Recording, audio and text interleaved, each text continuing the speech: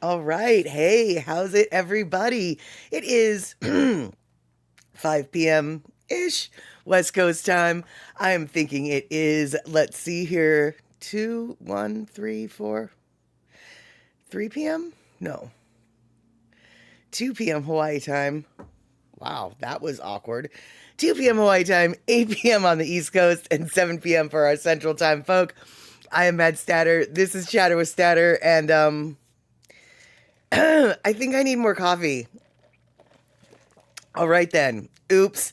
Okay, so we've got plenty of people in the house waiting around for me to show up, and that makes me super happy. So I'm going to say, hey, Shock, how's it?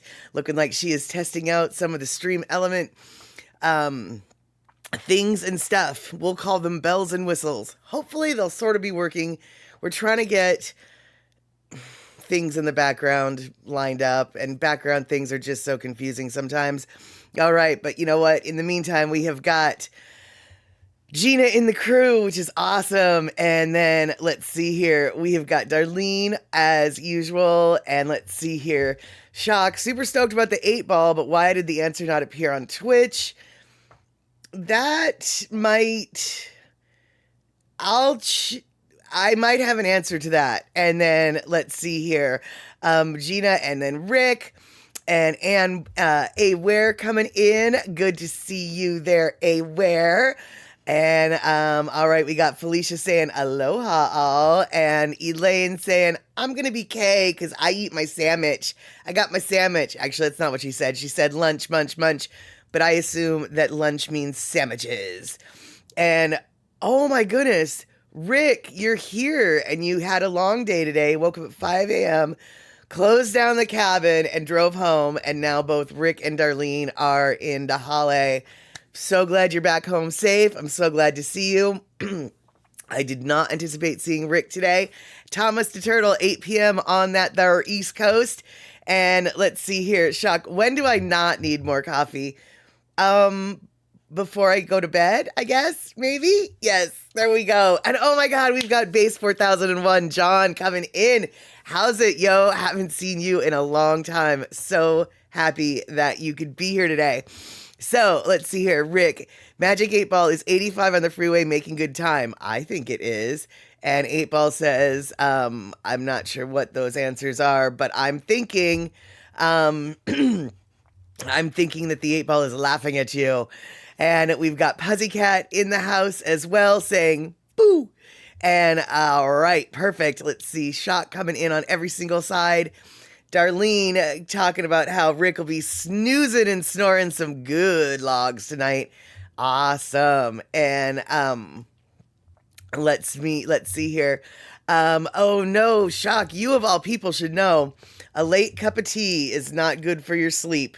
You, the insomniac queen, have to have known that, but alas, she's living life on the edge. That's right. She said, I don't care if it's 4 p.m. I'm going to have this cup of tea, and I'm going to enjoy my cup of tea, even though I know that 7 hours from now, I'm going to stay awake. And that's right, Shock, you're right. I did turn off my music, and now I should turn it back on. But before I turn it back on, what I'm going to do is I'm going to get the party started. Boop.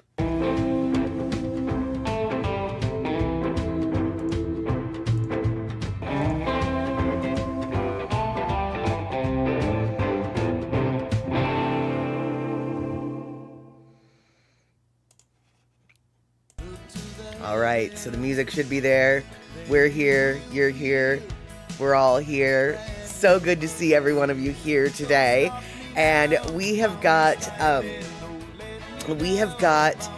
let's see here, a little bit of a continuation of our conversation about vodka and gin. Only instead of focusing on vodka this time, you know, because we talked about Jason Momoa and vodka, we're going to talk about gin. And before we talk about that, I'm going to say, Aware, I love that intro too. The intro, I guess, is like 2 years old now at this point. But I don't want to change it for a couple reasons. First off, if it's not broke, don't fix it. Second off, I could never do anything better than that. I mean, come on. The Black Cats, the everything. Andy Bumatai set me up with the best intro ever, and I don't think I will ever be able to top that. I think the only way that I will ever replace that intro is if Andy slides in with another one that's just even better. And I'm not so sure you can really mess with perfection, so why improve upon perfection, I guess, is how it goes, right? Right. And Pussycat... Pussycat making a reference to a video that I made, or that I posted, which was a clip off of our last stream. Our last stream actually ended up with 2 clips on the internet. First of the clips that Pussycat was talking about was booze and cake. We shall serve booze and cake. And Pussycat does not think that's a good idea. Pussycat and I are in theoretical agreement because that doesn't seem like a good idea.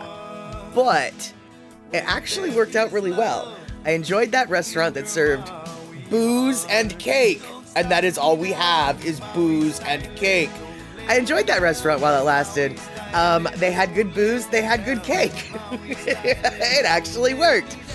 And Thomas, oh my goodness, Thomas the turtle is already in full-on holiday spirits. And when I say full-on holiday spirits, I mean that to the utmost degree. Drinking extra añejo tequila tonight. That's the good stuff, y'all. That's the ancient, aged, thick in a barrel with all the flavors. Then he's gonna drink some Southern Comfort eggnog. Boy howdy, Thomas, you better be whooping it up the way your menu alludes to it being whooped up. It sounds like a good weekend over at Thomas's house. Now, don't get me wrong, I am not a fan of the eggnogs. He can have all of the eggnogs. What I am a fan of is someone who's got some tequila in one hand and some eggnog in the other. Let's do it. That sounds like a party waiting to happen. And let's see here. Pippin Meow Meow says hi. And let's see here. Rick, you were talking to your brother before you hit the road today. Are there any local plants that contain caffeine? You know, I know nothing of the sorts, but I'd be willing to bet that the Native Americans, the local Native Americans, would probably know. Maybe it's not caffeine, but some other kind of stimulant, you know, botanical stimulant, as it were. I mean, as we know from the tribes in South America, there is an herb called the coca plant, and to chew the coca leaf is, not only does it cure elevation sickness, it actually does have a slight stimulant effect. Now, we also know of this slight stimulant effect because when you process these coca leaves, they turn into something that isn't herbal anymore. It gets processed into, like, well, as Rick said, snow flurries. That's not what Rick was talking about, but as it turns out, Rick escaped the snow flurries and is in Milwaukee now. But coca leaves, properly processed, can turn into snow flurries as well, if y'all know what I mean.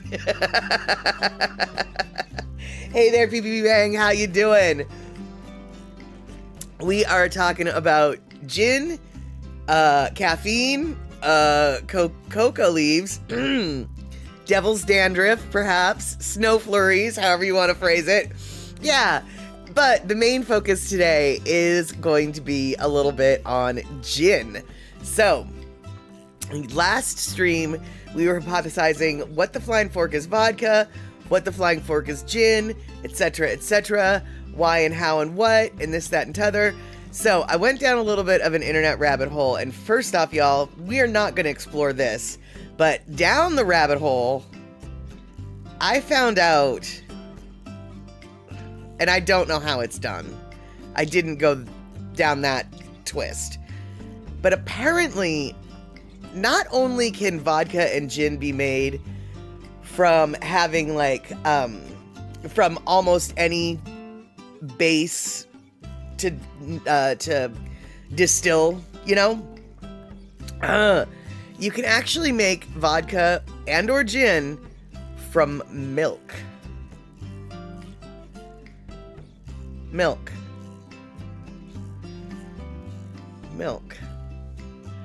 I didn't find out how that was done.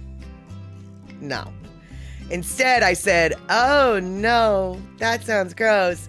And I went to the next page.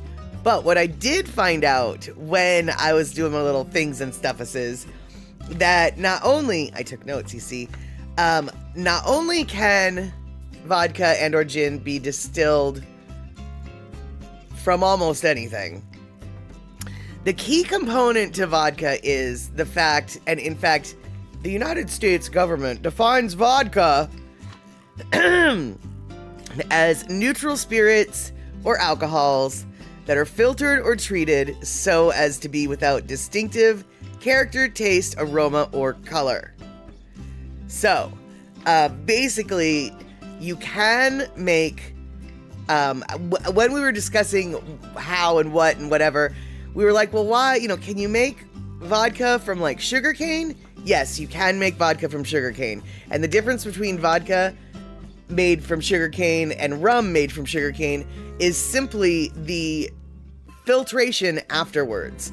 So you could literally, I guess, from what it sounds like, take a clear white rum that was made from sugarcane and treat it and filter it enough times so that all the rum flavors and the chemical flavonoids that belong to the rum flavor are treated, filtered out, then it would be considered vodka, I guess. So, okay. And then one of the other questions that we had was like, what makes gin gin? And I don't remember who it was, and I argued this point, and I am so wrong, which is why we need people to argue with me more often. Somebody said the key difference between gin and vodka is juniper. And I was like, no, I don't think it's just juniper. I think it's the herbals in general. I was totally wrong. It is totally, juniper needs to be a part of gin. It doesn't have to be the forward profile flavor, but juniper absolutely is a defining characteristic of gin, because gin, back in the day, before it started out as a vodka base, was actually a juniper wine drink used medicinally by the Dutch. And so the Dutch, it eventually evolved into elite. The Brits got a hold of it, got rid of the wine, put the juniper to the vodka, or to the, the stronger spirits, as it were, and we're getting the gins that we have today. So here we go. Common ingredients for the gins are potatoes, corn, barley, rye, and wheat. I don't think oats is part of it, but it just happened to be in the picture that I grabbed, so deal with that. And it looks like Poland makes their vodka out of both or either, potatoes or barley. Excuse me, I'm wrong. I've got my list all messed up. The Polish people, it's either potatoes or rye. Rye is the other common ingredient that Polish people make their vodka from, their gin from, their vodka from. That's what I'm talking about here. Now, Finnish people, they make their vodka, apparently their most common grain that they use, apparently, and PPP Bang can point and laugh at this, but according to the interwebs, Finnish folk generally make their vodkas with barley. Russian people, contrary to what we always think, Russian people actually make their vodka oftentimes with wheat, not potato. Potato is pretty much a Polish thing. And like I said, the Poles either make their vodka out of potatoes or out of rye, according to the interwebs. Now, Tito's vodka, which is what we've got here in America, and plenty of other vodkas, apparently, they make their vodkas out of corn. So, what we've learned here is vodka can be made from pretty much any kind of grain that can be distilled. And it's really just a case of filter until it tastes like nothing. And that's what makes a vodka. Now, Thomas, 10 botanicals in Bombay Sapphire. Don't doubt that. But Bombay Sapphire is considered a London dry gin. And of the 5 styles of gin that they say are 5, they say there's 5 styles, but there's a sixth style that I don't know anything about, that I'm confused about. We'll touch on that in a minute. But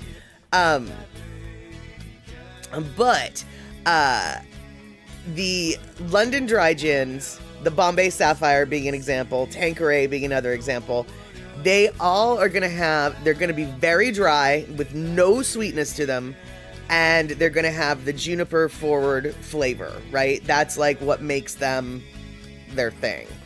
Now, so we've got, these are examples of the traditional London dry gin. And let's see here. London dry gin, yes. So juniper predominant flavors and devoid of any sweetness.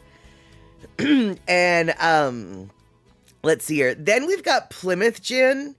Now, I don't really know what the flavor profile of Plymouth gin is, but it's considered one of the 5 styles of gin.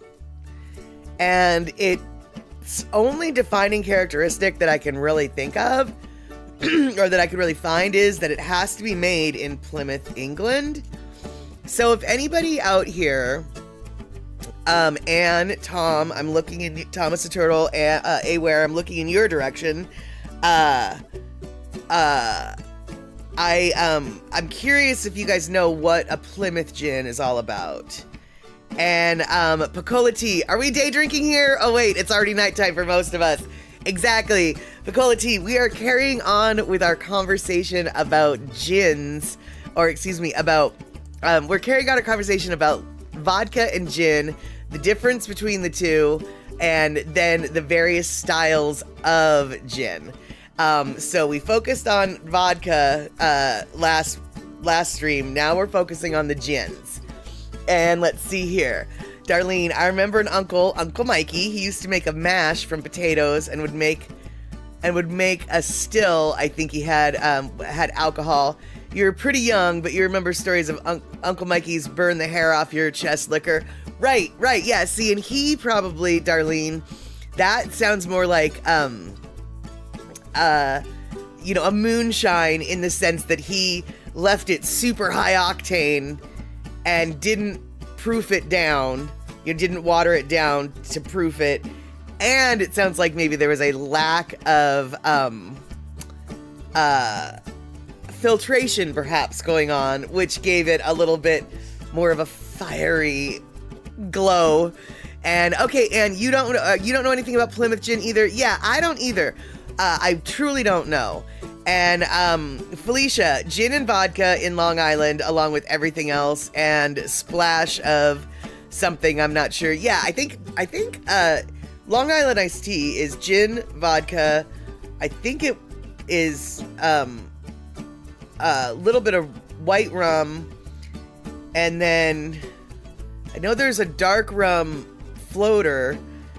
It's a splash of Coke, a little bit of sweet and sour, but I think there's one other liquor in there too, but I can't remember what. I feel like it's like 5 white liquors, and a splash of Coke and a splash of lemon. All I know is Long Island iced teas are a great way to start off the evening. And let's see here, PR3 lol. Good to see you here. I don't know what you're asking, but right now we are talking about gin. So if you have any input about what the Flying Fork Plymouth Gin is, we would be interested to know, because none of us here know what Plymouth Gin is, but apparently it's like a thing. And so in this particular picture, you'll also notice we've got Plymouth Gin Original Strength, and then another style apparently of gin is called Naval Strength.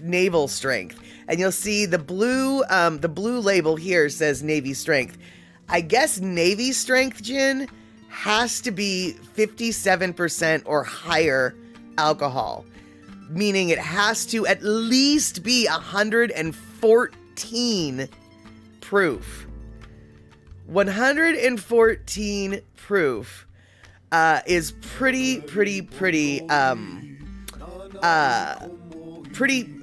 hefty, dude. I mean, like, that's a pretty strong drink. So the Navy definitely likes its booze, I guess. And so, yes, Andre, we're still talking about booze. We are talking about gin today, because last time we talked about vodka. And let's see here. So Felicia coming in, Plymouth is made in Devon at the same place forever since 1431. Okay, that's good to know. I still wonder. Yeah, Andre, I'm not that much of a fan of gin either, but I wanted to. There were some questions. Somebody asked, like, what is vodka? And then we sort of got down this rabbit trail of what is vodka, and then vodka versus gin. And so now we're just focusing on gin. And Thomas, your Hawaiian family members made pineapple swipe akin to rum. I don't know. I'm assuming pineapple swipe is an alcohol created from pineapples. And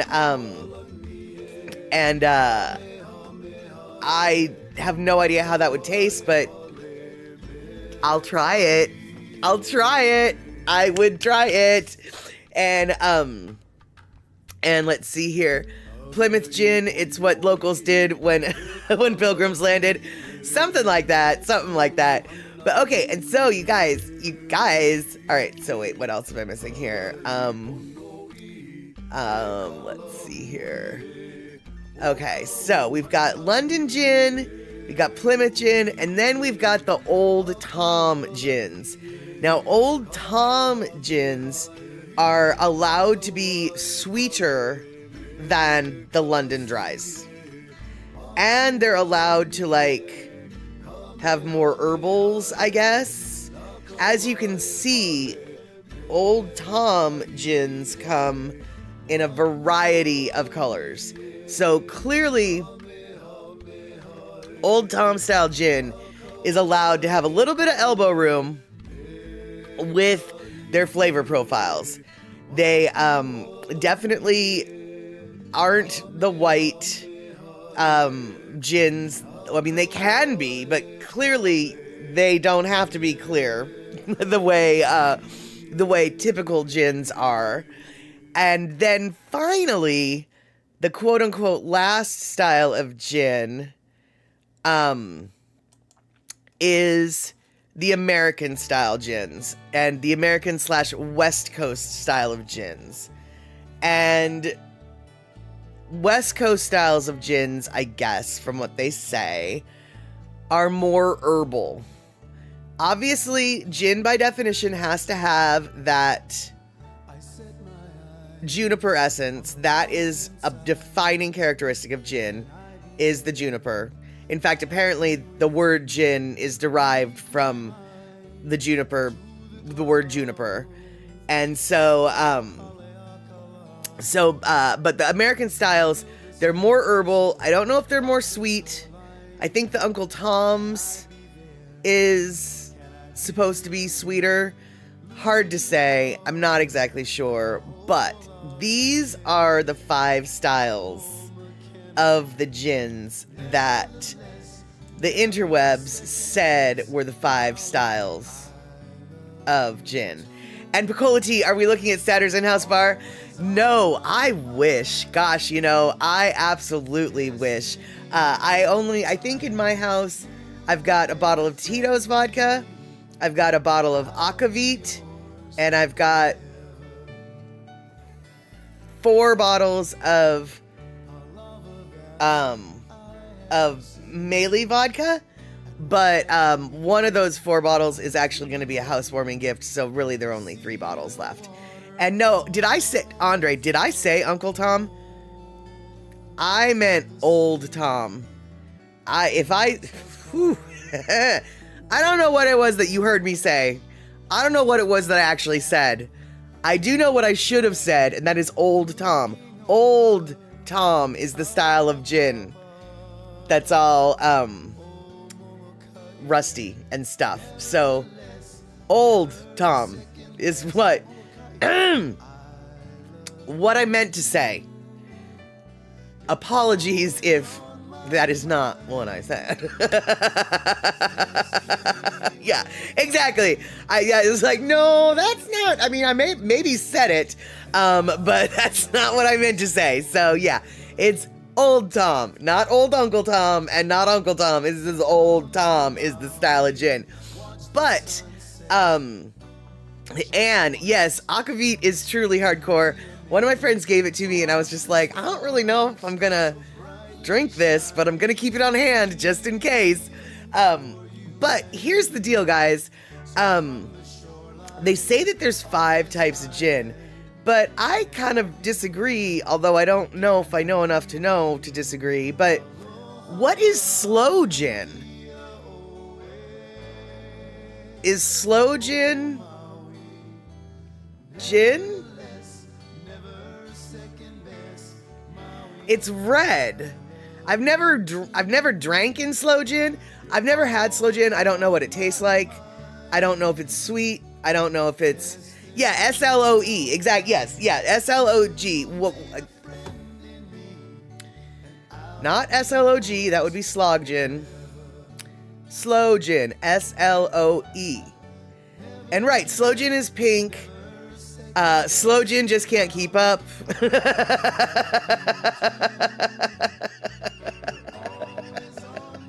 Piccola Tea, exactly. That's a whole other thing. And Rick coming in. Slow gin is a British red liqueur made with gin and sloes. Sloes are the fruit of the Prunus spinosa, the blackthorn plant, a relative of the plum. Okay.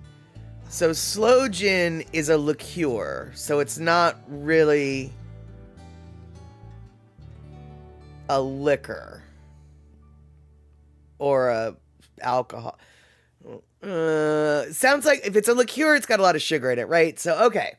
That sounds more like an aperitif, a mixer, an after dinner type drink, not a gin. Got it. Okay. And Darlene, don't know about slow gin, never had it. Rick, slow gin goes good in tequila sunrise. Really? Because I always thought that was the grenadine, not slow gin. Okay.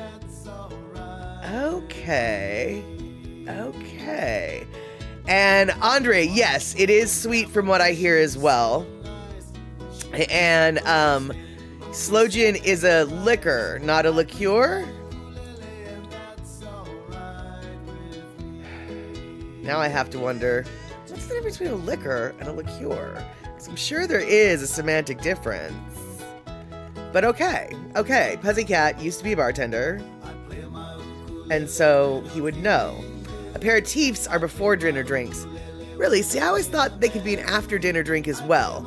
But I definitely know that you know way more about this than I do, Aware. So, okay. It's an aperitif, which is a before drink, and who knows if slow gin counts as that. And, let's see here. Andre avoids pink booze when he can.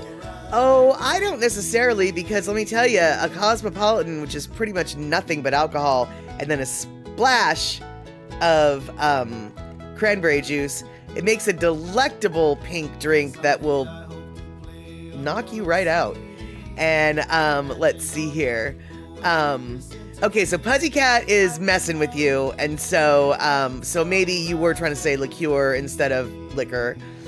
And Darlene is saying, oh, well then if slow gin is in Tequila Sunrises, then I had it at that wedding that almost killed me. But it sounds like maybe I might be right in the sense that Rick says, no, wait, that was grenadine. So I don't really know, actually, because I've never had a Tequila Sunrise. Anything with the name tequila in it makes me run away, even though a Long Island iced tea, I believe, might have tequila in it. And I drink those. Tequila Sunrise is not so much. And so, okay, aperitif is before dinner drink. Liqueur is after dinner, and thick, sweet stuff, but I'm not sure about that. Well, and I can tell you that I feel like we're on the same page that way, because I feel like Grand Marnier, well, I suppose Grand Marnier is kind of a brandy. I feel like it's the thicker, sweeter stuff that is after dinner drinks, and we're just gonna call them liqueurs, okay? And then let's see here, Picola tea, you like sea breezes, vodka, grapefruit juice, and a splash of cranberry. Oh, that sounds like it might be good, actually.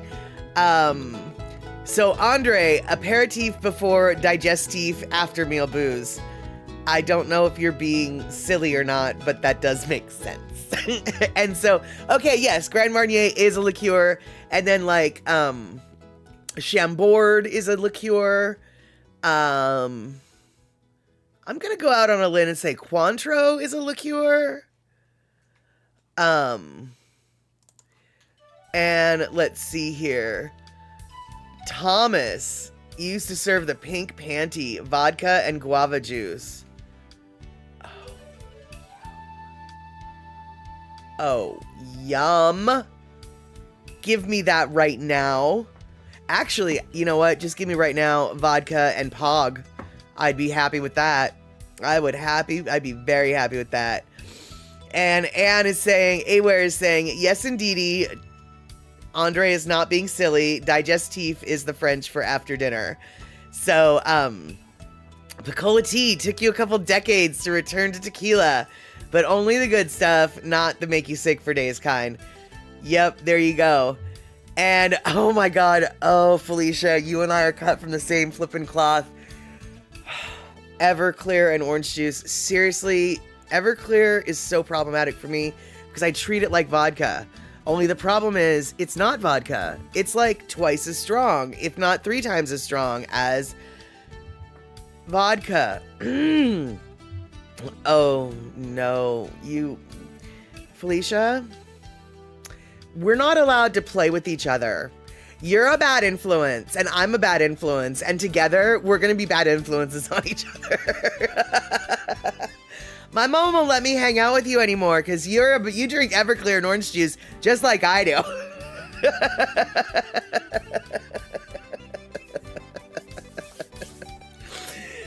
Yeah, let's not do that, shall we?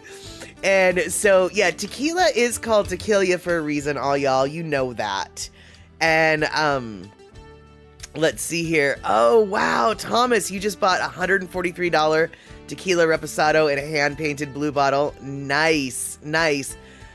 I don't know how many tequilas come in hand-painted blue bottles, but I actually think I know the brand that you're talking about. A friend of mine, he used to live across the street from me back in the day. He was a huge tequila fan, and he would collect tequila from all over. Whenever he went to Mexico, he would come back with tequilas you couldn't get here. He would spend a lot of money shipping in tequilas you can't get here. So yeah, I think I've seen that. I think I've seen the brand you're referring to. And let's see here. Picola tea, is Felicia making frequent trips to the optometrist? Exactly. That's exactly it, y'all. For those of you who don't remember or know, when Picola tea came up to the Tacoma area, we met at the optometrist. And we have proof of meeting at the optometrist because we got our picture taken in front of the sign that was hanging over the bar that said optometrist.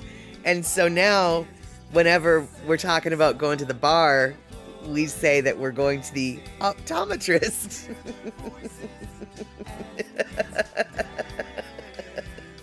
So for those of you who didn't catch that joke, Pagola T using the term optometrist, a little euphemistically, shall we say. Yes, indeedy.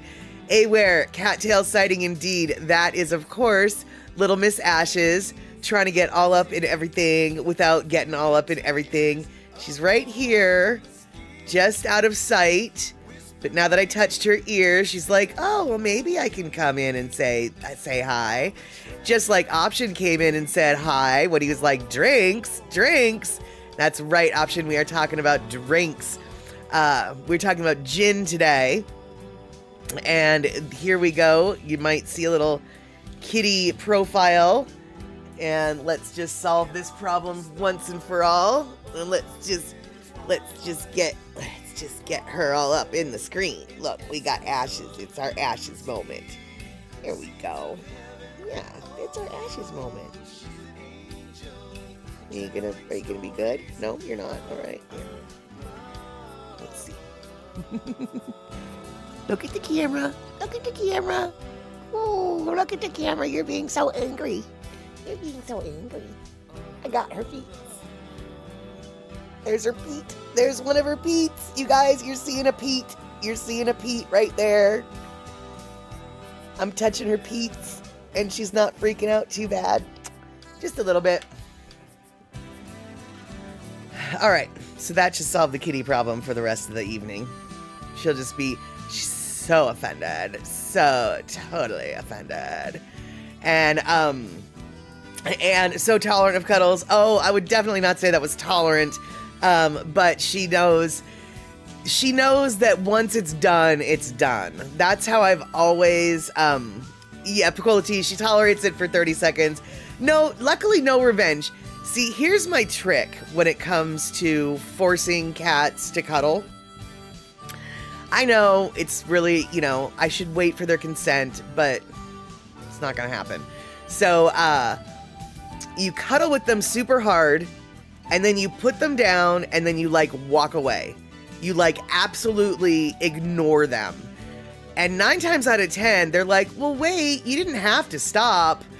And then they're like, but once you do that enough, they start to learn, just tolerate the cuddle, and then it'll end. It'll be short, sweet, it'll end. And so they just all right, I'll deal with this, because I know that she's going to leave me alone. And Gina, Pippin begs for cuddle.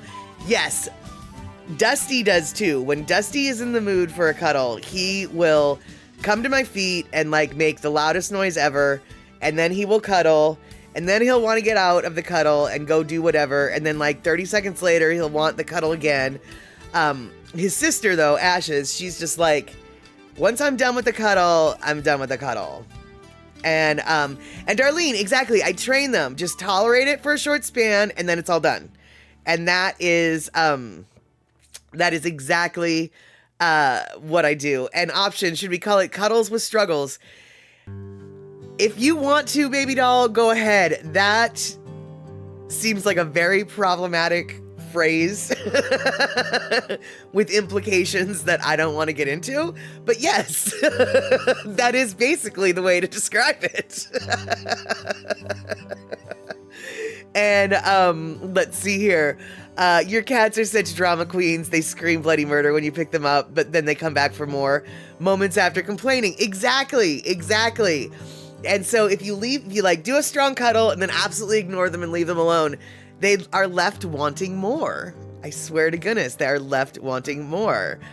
And Felicia, Everclear and orange juice on a high school field trip, long time ago. You're old now. Yes. Generally, it's when you're young that you make those mistakes and you learn from them. In theory, you learn from them. In theory. Some theories don't always work out, though, for some people. And yes, Thomas, Aquavit, very Northern European. Yeah, I consider it Scandinavian. I don't actually know if it's Scandinavian, but I consider it Scandinavian. And you guys were saying it was caraway or dill. I always thought of it as having a licorice flavor, so I'm gonna go with the caraway, not the dill. Then again, I haven't tried the bottle that's in my cupboard right now, so I don't really know. Let's see here. Yes, Fuzzy Cat, more please. That's what the kitties say when you leave them alone. And, Where coming in. Yup, it's Scandinavian, you betcha. Okay, cool. I wasn't just making that up, because, you know, I make stuff up. Yeah. And, now, I wonder...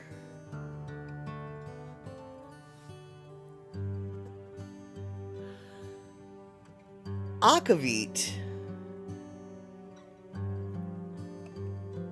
would it be considered a flavored vodka? Aquavit, obviously, water of life. Vodka can also be translated to water of life. But Aquavit doesn't have gin, doesn't have juniper, so it can't be gin. Anne is saying no, it's not considered a flavored vodka. Why not? What makes Aquavit Aquavit? Huh. Well, I'm gonna have to ponder that, unless people actually know. So, like, why would that not technically... Oh, fennel. That might be what the flavor is. Not caraway, but fennel. That could be. Huh. Okay, you guys, I think I know what I'm going to be looking up later on tonight. Maybe we'll have a stream about it. Maybe we won't. But what the flying fork is Aquavit, you guys? I have some, but I don't really know. So, curious. All right, then. But speaking of, is it flavored vodka or is it not flavored vodka or what? I gifted a bottle of the Meili vodka to my bartender. And so we ended up having taste test shots against Tito's. And every single person who taste tested the Meili vodka versus the Tito's vodka liked the Meili vodka more. And once you like took a sip and then did the little, with like a wine connoisseur does to bring the oxygen into the element, like the Meili vodka exploded with flavor, whereas the Tito vodka was very flat. So everyone seemed to think that there was an aged cask essence to the Meili that created more of a robust, rounded flavor, whereas the Tito's was just sort of sweet but sort of flat.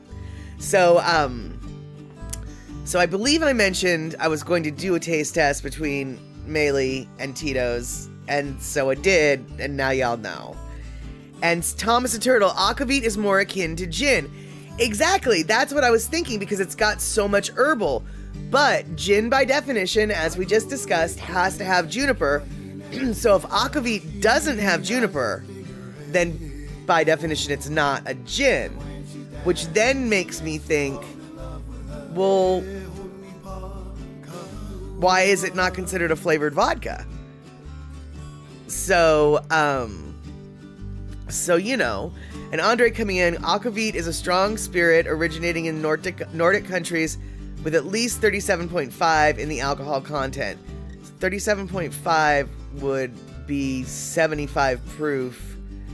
Okay, so it's not as strong as vodka. That's why it's maybe not considered vodka. Because vodka is usually the 80 to 100 proof. Aquavit is not as strong as vodka. Maybe that's the definition? And where? Because Scandinavians aren't Russians? Well, depends on the time of history and who you ask. Because If I remember correctly, Russia invaded Sweden more than once, but Andre would know a little bit more about that, and if PPP Bang is there, he would know too. Okay, so vodka also runs from 37 to 50%. Okay, well then that metric is not valid. Then my hypothesis about the low alcohol content is not a valid hypothesis. Huh. All right. It's just very confusing. And Picola tea, I don't know what the Scandinavian obsession with licorice is, black licorice specifically. I don't know, but as Andre pointed out, they don't just enjoy black licorice, my friend. They actually salt their black licorice. And like they call it a candy. And like people are stoked about it. Like excited to eat salted black licorice. I don't want to go there. I don't want to go there at all. I just want chocolate. Just give me chocolate. I don't even want salted chocolate. And I don't want black licorice covered with chocolate. I just want chocolate. Yeah. And oh yeah, Finland was once ruled by Russians, not Sweden. See, that's why you need people who know what they're talking about. People like Andre. Whatever. Details. And, let's see here. Exactly, Picola tea. Homework for next time. Aquavit versus vodka. And, Andre, no. I reject your reality, Andre, and replace it with my own. Now, Andre's reality, which is probably based in reality because he's probably seen it with his own two eyes, I refuse to believe this, but Andre says, man, they even cover some ice cream popsicles in licorice. No.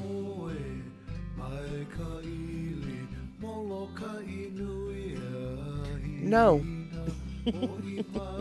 Did I mention, no? Oh no. Okay, and so, where Linny Aquavit is the best, it's Norwegian. And Felicia says that that Aquavit is in the same family as gin and vodka, but not the same. See, that's where I wanna know. And, exactly, Picola tea, what a waste of good frozen dairy.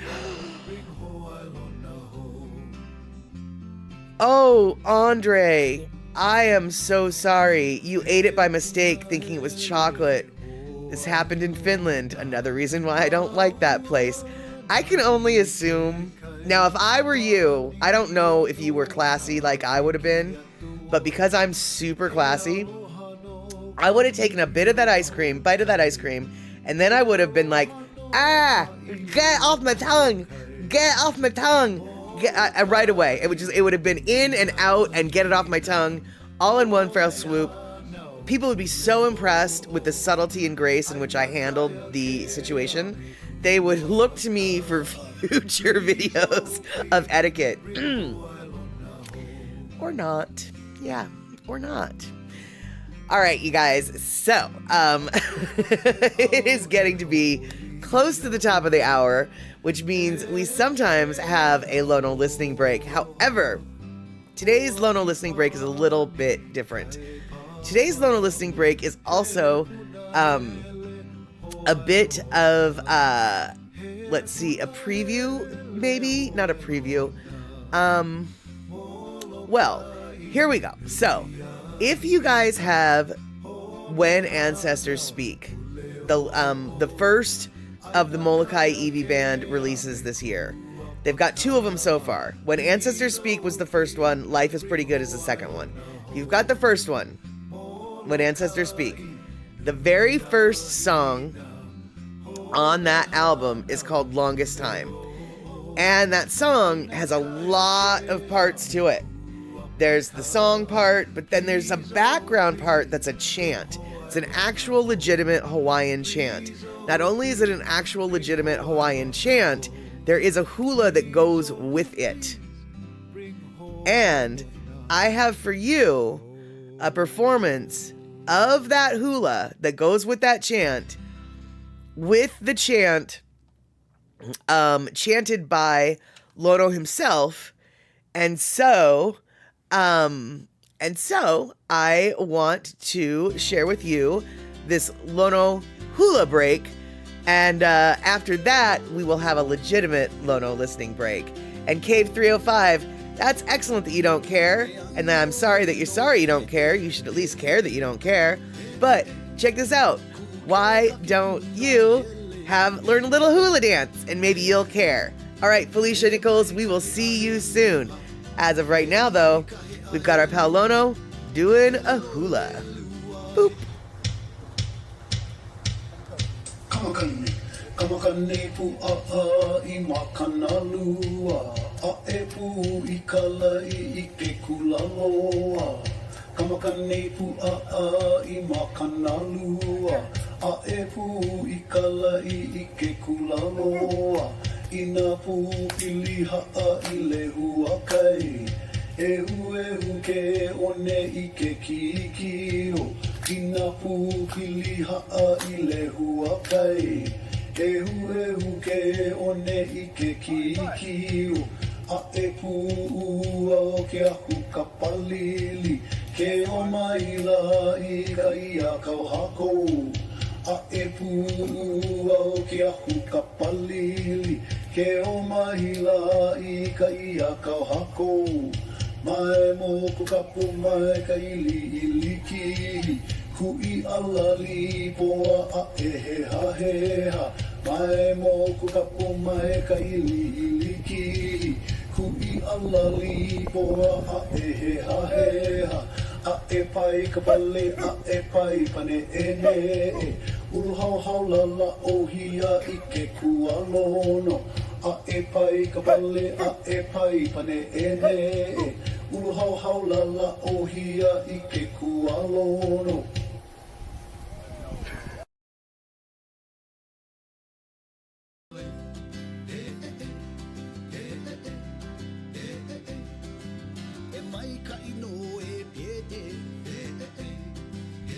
Sorry about that, no sound. Yes, Pacola T saying that those moves are clearly from someone who has studied hula for many years. Yes, and the ironic thing is Lono doesn't consider himself a hula dancer, nor does he consider himself a chanter. He purely considers himself a musician. But he did study under in a hula halau for about 6 years. And so even though he studied hula for 6 years, he doesn't consider himself a dancer.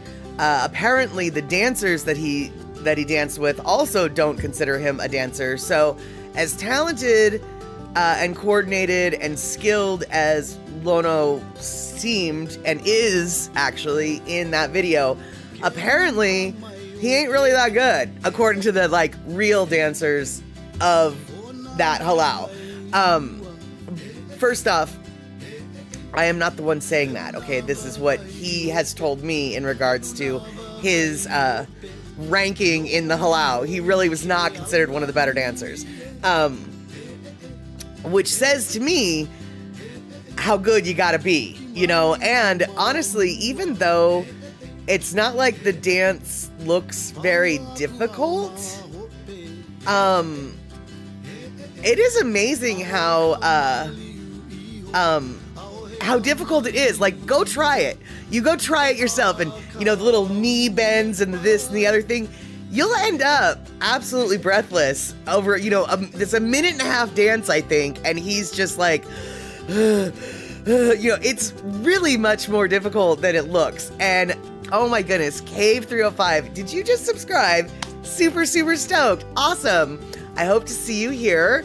And it looks like we have got Andre gifted the sub to Cave 305. Andre, thank you so much for all of those gift subs. That is super awesome. And exactly, quality. Basically, you're saying exactly what I'm trying to say. It's a lot harder than it looks. I mean, it is so much harder than it looks. And Gina, in the time that you couldn't hear me, I worked out a cure for cancer. Exactly. but we lost it. No one was recording it. And Rick, you know he's authentic. He got the slip of tan lines.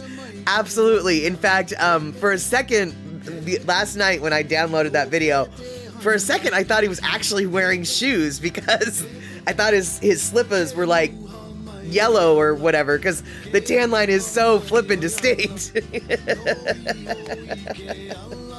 And Darlene, exactly. Lono is only one person. He can't be good at everything. Lono's good, though, at many, many things. Absolutely, he's good at many, many things. And singing, hula dancing, outrigger canoeing, all sorts of things he is definitely talented as. But, okay, and that's right, he's even an actor. He was on stage for a musical play that starred a couple different actors and actresses that are actually kind of well known. Their names escape me right now, but so I'm not going to tell you. But if you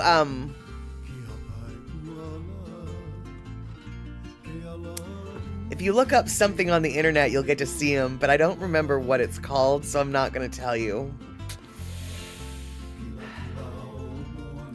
I can come back with that info. I just can't tell it to you right off the tip of my tongue. And yes, Bacola Tea, it's a clear giveaway. You know someone's a local when they have slip of tan lines. Exactly. And yes, Andre, I did show a clip of it many years ago. Soulmates. I think it's called Soulmates. I think the play was called Soulmates. So if you Google Soulmates Maui Art Center, I think it's Maui Art Center, you'll probably come up with links that you'll eventually find Lono singing a song and being an actor on stage. I have that clip somewhere, but we're not going to see it today. Instead, our true Lono Listening Break is going to be something a little bit better than just the hula, because I figured that was only a minute and a half. There's got to be something better than this. And so I present to you something better than this.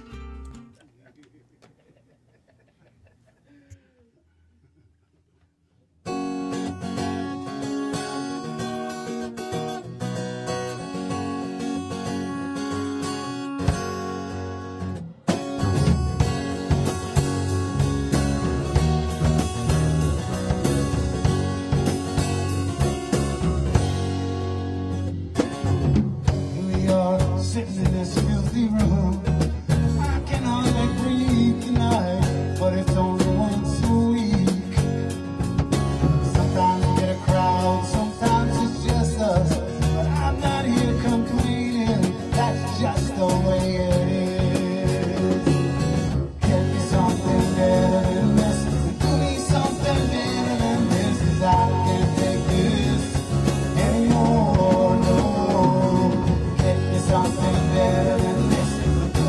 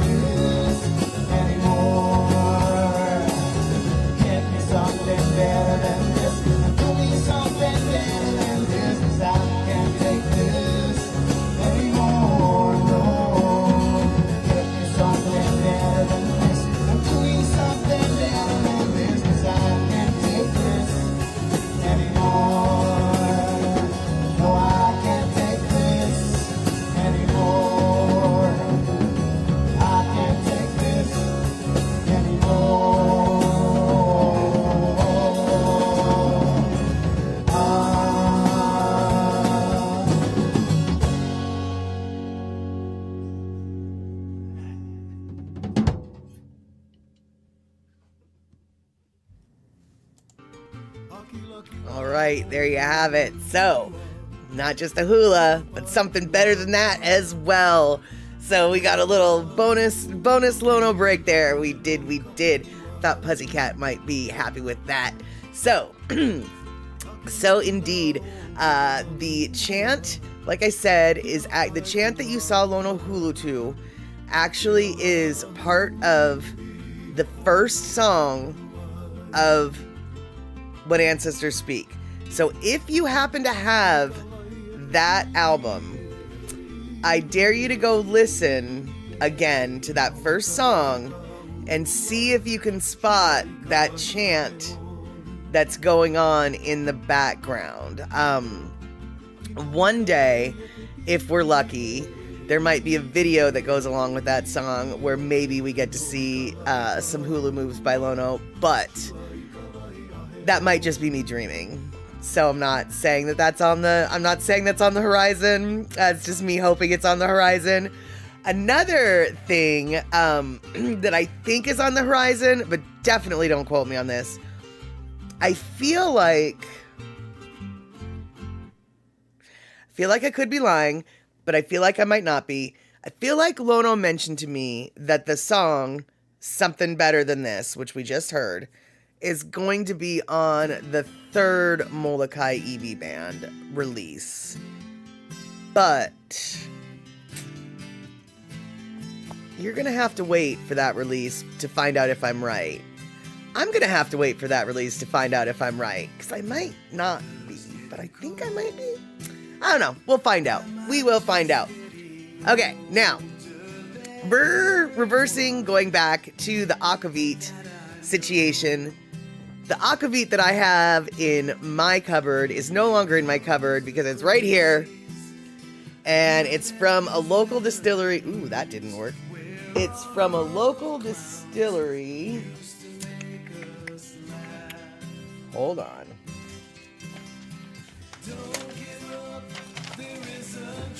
Will this work? No. Hold on. Will this work? Okay, a little bit. All right, it's from a distillery called, well, okay, the booze is called Winter Sun. The distillery is Blue Water. Oh, here we go. Blue Water Distillery Winter Sun is what I've got in my cupboard. I use Ashes as my background. Good to see you. Good to see you, C Honda. And Ashes is now on the cat tree looking out the window, so she's out of arm's reach. But Winter Sun by Blue Water Distillery. This is an organic distillery out of Seattle, I believe the Ballard area.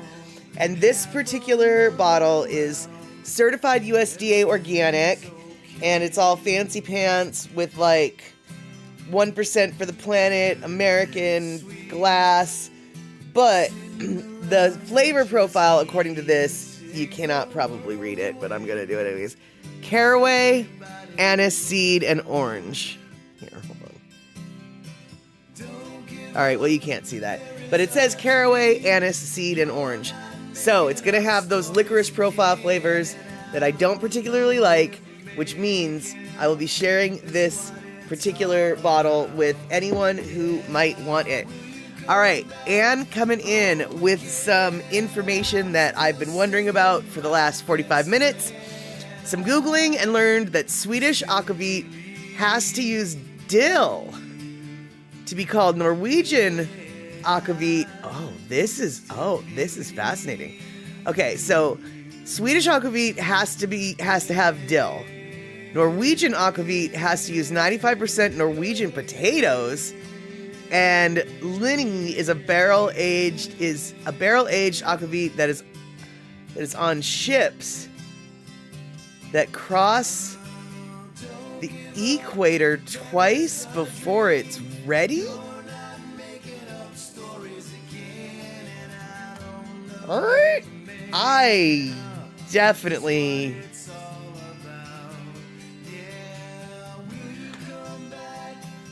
I'm gonna have to look that up. Like, what on earth? But honestly, you only have one shot of Linny Aquavit once a year at Christmas.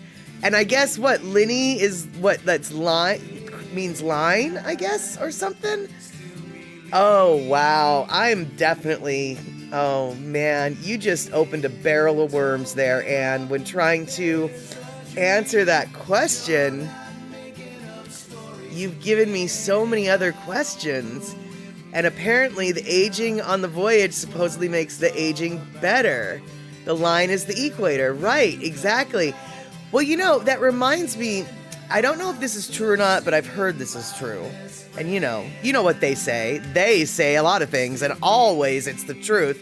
But I've heard that the Guinness brewery in South Africa actually has to, they produce their Guinness in a slightly different way. They produce their Guinness in a way that replicates what happened to Guinness on the ship to get to South Africa. Because the traveling on the ship, the shaking of the bottles, etc. on the ship, it actually affected the end result of the beer by the time it got, all the way to South Africa. All that ship voyage actually, all the shaking, all the vibration, all the whatever affected the final flavor. And so if someone went to someone from South Africa who was used to drinking Guinness, they got in South Africa and went to Ireland, they were like, this isn't the same Guinness. So when Guinness opened their brewery down in South Africa, they actually added an extra step for the South African market to replicate the voyage. It's a shaking process, basically, to replicate the voyage that the beer would have taken, so it actually tastes like it took the voyage. And like I said, whether or not that's true or not, I don't know. But that's what the Aquavit story reminds me of. And yeah, exactly. Picolati, Aquavit from Ballard. Imagine that. Spoken like a true former local. For those of you who don't know, Ballard is a neighborhood in North Seattle that, until recently, was overwhelmingly Scandinavian. I mean, it is the Scandinavianist city that we pretty much have in the Puget Sound, other than maybe Poulsbo. Poulsbo and Ballard are the two Scandinavian enclaves in the Puget Sound area. And let's see here. Andre, you just looked at your Aquavit. It's from Denmark. It's 40%, 42%, and has citrus and is named Jubileum. Jubileum? Okay, sure. Which sounds like a mental disorder. You just took a sip and it's not as bad as you thought it would be. Okay. I don't know if I want to take a sip of mine. I will say, though, that Anne said hers, the Linny stuff, has got a little bit of a dark color. This, even though it looks clear, definitely is not. Like, it's got a yellowish hue to it. The softest, palest yellow, but it is not 100% clear or colorless, I guess is what I'm saying. And let's see here. And Aware saying, you just know that Linny is a darker color and after being frozen in the block of ice feels thicker. Interesting. Okay. And let's see here. Oh, that is so weird. And Andre coming in, reinforcing the strangeness that Anne gave us, which is the Norwegian spirit, which emits hints of caraway and star anise, isn't simply shipped directly from a manufacturing facility before it's even bottled. Every single drop goes on a lengthy sea voyage that involves crossing the equator twice. It's also what gives the spirit its name. The word Linny refers to line or equator. It was discovered by chance, says Romain Joron, or however you say that, category product manager of international premium spirits for Arcus Norway, the company that produces the Linny Aquavit. Okay. And let's see here. And so in the 1800s, local ship owner set sail for present-day Indonesia with Aquavit and other goods on board. There, the Lishholm family hoped that they would find a new market for their wares, but people weren't interested in purchasing the Aquavit that had come aboard the Trondheim's Brove. Okay, I don't know how to say those words, actually. Yeah, exactly. Hey, let's go on a boat ride with a load of booze and let's see if we can go to the equator. Sounds good.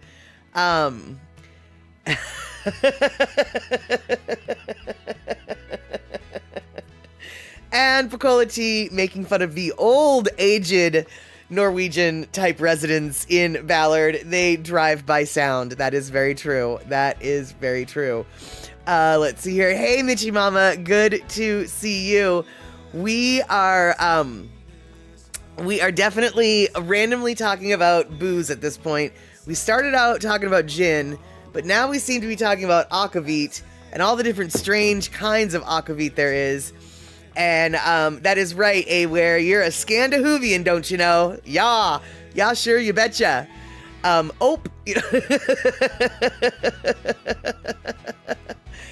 so, okay, so Andre, bringing the story to a close. So the fancy vodka was created by the fact that the Indonesians didn't want to buy any of it, so it had to come back home. So it crossed the equator twice and then came back home, and that's where we got the Linny vodka, or Aquavit. Okay, that totally makes sense. Totally makes sense. And Michi Mama, we were sort of talking about vodka, but last week we were talking about vodka. This week it went on to gin and then Aquavit, but vodka is kind of the base of it all. And so there you go. But Michi Mama, you drank a quarter cup of red wine the other night and you were flying. You're not a drinker. Okay, then I definitely think you should not have any of the booze that we are talking about tonight. Because all of the boozes that we're talking about tonight are way stronger than red wine. Way stronger than red wine. So there we have it, rabbit. All right, so we've got about 10 minutes left, and Aware is coming in with, oh wow, a list of a lot of spirits that are aged at sea. The Daily Beast, When Barrels Set Sail, the history of aging at sea. I will definitely be checking that out. And let's see here. Aware, yeah, I talk about it a lot, but I rarely drink these days. Honestly, you know, as much as I talk about the booze, it's very rare for me to drink booze. Normally, I'm just a water beer kind of girl. It's just how it is. And Buzzy Cat, maybe that's why they say shaken, not stirred. Exactly. And Michi Mama, no worries that you had to miss the movies. As it turns out, the last 2 weeks of Statterbox at the Cinema featured the same movie. Only it was 2 different versions of the same movie, and they weren't the same movie at all.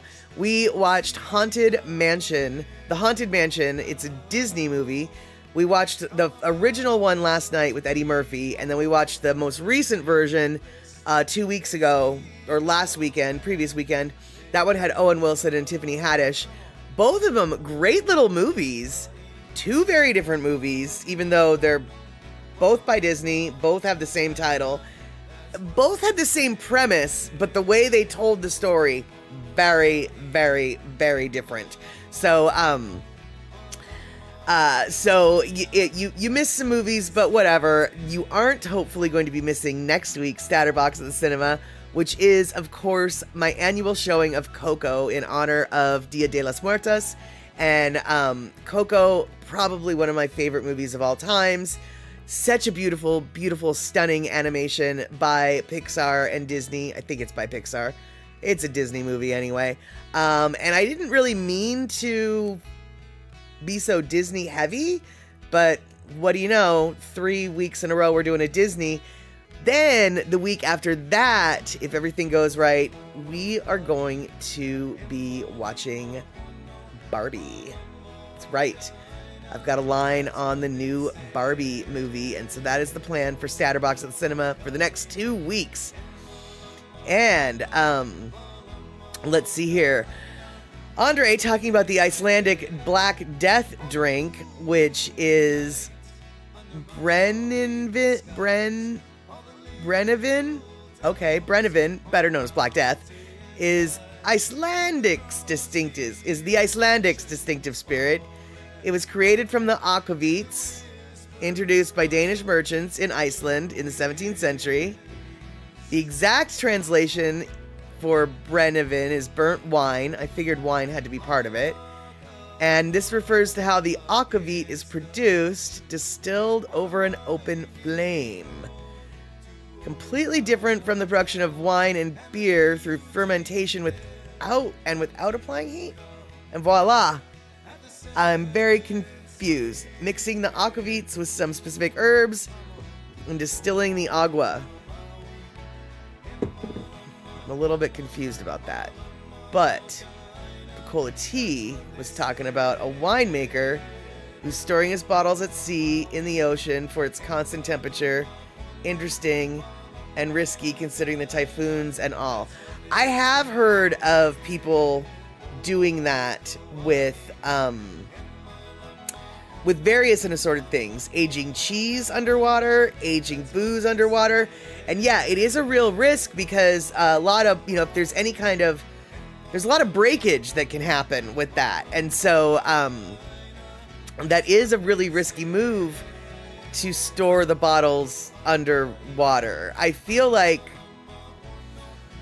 I don't know, man, just dig a hole in the earth and go in a cave. Like, why would you risk that? I just don't know. And let's see here. And they drink Black Death, says Andre, with the national dish, fermented Greenland shark. Fermented Greenland shark, which is only safe to eat if you ferment it. And it's only safe to eat if you recognize it's a Greenland shark, not what I was going to say because of the space, a green land shark. I didn't know for a second what a green land shark was, but then I realized, I'll bet you it's not a green land shark. It's a Greenland shark. That makes way more sense. And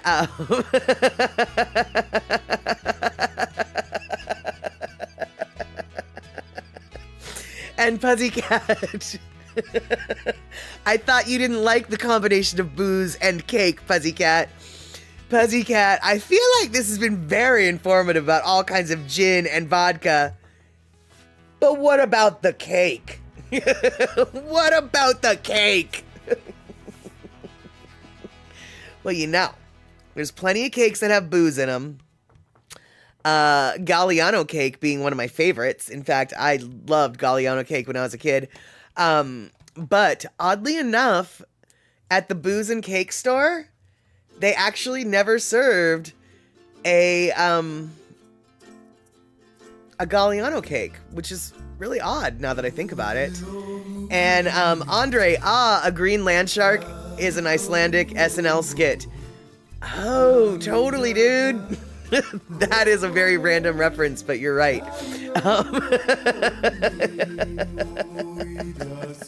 And in regards to the Barbie movie, yeah, I have very little expectations for the Barbie movie. I know that it's not what everyone thought it was gonna be. Like I said, I have no expectations. So going in with no expectations is always good, because it's only gonna be better than what you think. So fingers crossed, it's only gonna be a little bit better. And let's see here. Andre says that you can get booze and pie at the Pie Bar on Capitol Hill. Well, I have to say, the Booze and Cake Bar was also on Capitol Hill, and I can't help but wonder if the Booze and Pie Bar took that idea and ran with it. Personally, I think that I would rather have booze and cake than booze and pie. I mean, I like pie, don't get me wrong, but I think I would rather have booze and cake. And Pussycat, we have a beer called Land Shark. You thought that's what I was talking about. Nope, I was just confused. I was just confused. And Picola Tea, I've seen a couple boozy nail salons. I want to try one sometime. Oh yeah, dude, it's pretty common. I mean, maybe not boozy, but like a lot of nail salons will offer you champagne or wine or beer or whatever. But an actual boozy one, like, yeah, give me another shot, bartender, while my toesies are getting fixed. I would love one of those bars. And yes, Michi Mama, Lono is singing Sukiyaki. I believe that is on Old Style. Ooh, I'm gonna say Old Style 6, 7, or 8, but I cannot tell you. But yes, Lono is absolutely singing Sukiyaki. He recorded that song after the tsunami in Japan, and he had some friends over there, and he sang that song for them on that record. I wish I could tell you which Old Style it was. I'm gonna go out on a limb and say it's either 6, 7, or 8, but don't quote me on that. And yeah, okay, so Picola Tea, I know about the glass and wine salons. I know about that. That's old news. I'm talking about true cocktail lounge salon combo. You know, the optometrist. Okay, the optometrist. I added that part. Yes, I would love that. And I think it's a brilliant idea because, so you go and you walk in and they're just like, oh, do you want the gel coat? And you're like, no, I don't want the gel coat.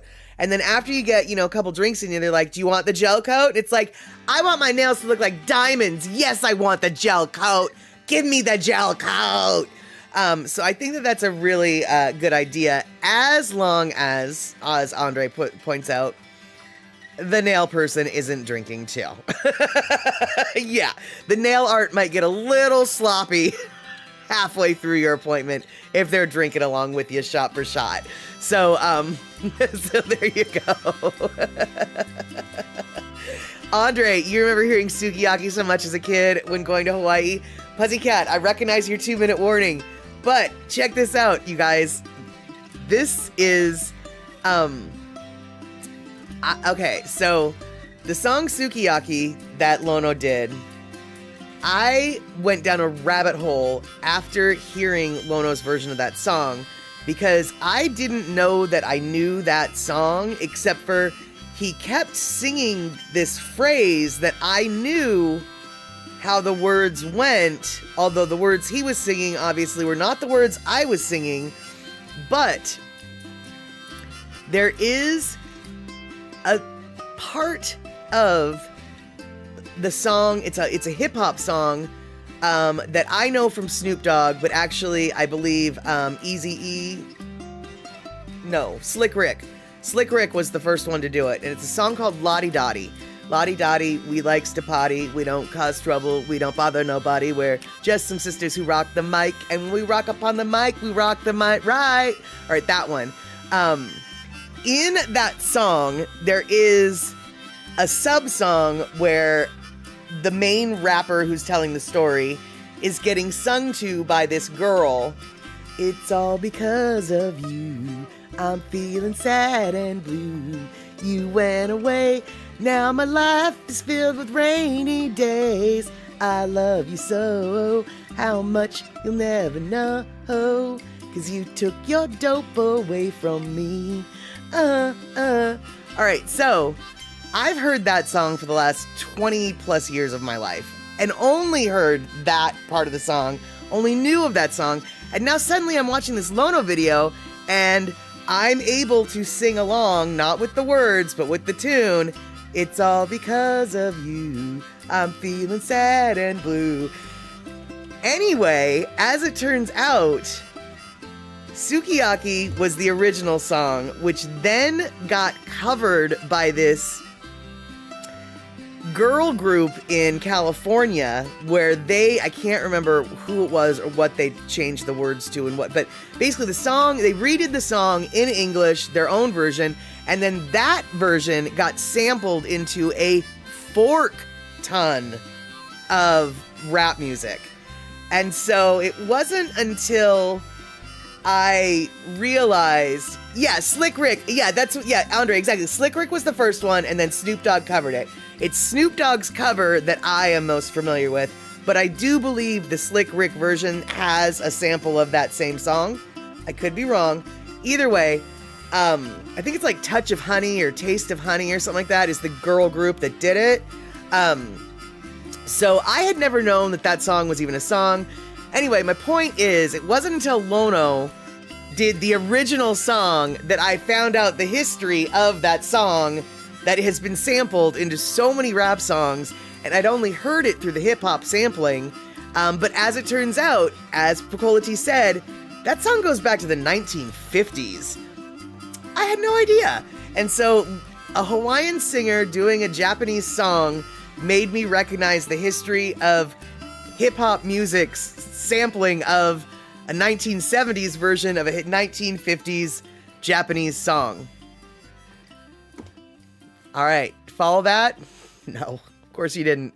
And that's okay. And I'm not going to explain it because we're 2 minutes past the bottom of the hour. And thank you, Michi Mama, for saying that I've got a smooth voice. I actually can't believe that I even did what I just did. Because I don't like to sing in public. I really can't carry a tune in a bucket.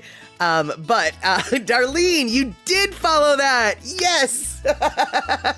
Fantastic.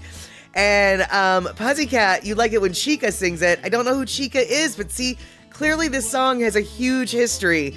That song has a huge impact on all sorts of music, all sorts of genres. And so I just think it's kind of neat. And it was because of the Hawaiian singer doing the Japanese cover that made me realize just the explosion that song the explosion that song created to influence so many different people. And that's right, MC Molly on the mic, yeah, because when we rock the mic right. And on that note, we're gonna have to rock this mic right on out the door because it is 3 minutes past the bottom of the hour. I want to thank you guys for hanging out today and talking about booze and telling everybody the histories of Aquavits and the slow gins and this, that, and t'other. And okay, Picolati, the song was first recorded in 1963, not the 1950s. That's okay. Details. The point still stays the same. Song from a long time ago has huge influence on tons of genre of music in the future, and that's awesome. And Andre, thank you so much for loving the scatter and the way it all works. So, hopefully we will see each other on Wednesday. And on Wednesday, in theory, we will be at 5 p.m. West Coast time. That's right. Normally Wednesdays, it's 4 p.m. I'm scooching it back up to 5 p.m. So 5 p.m. West Coast time Wednesday, 5 p.m. West Coast time Sunday, and then, as usual, 6 p.m. West Coast time for Statterbox at the cinema. Statterbox at the cinema will be Coco. 5 p.m. Wednesday, Chatter with Statter. We will see you then. All right, y'all. Have a good one.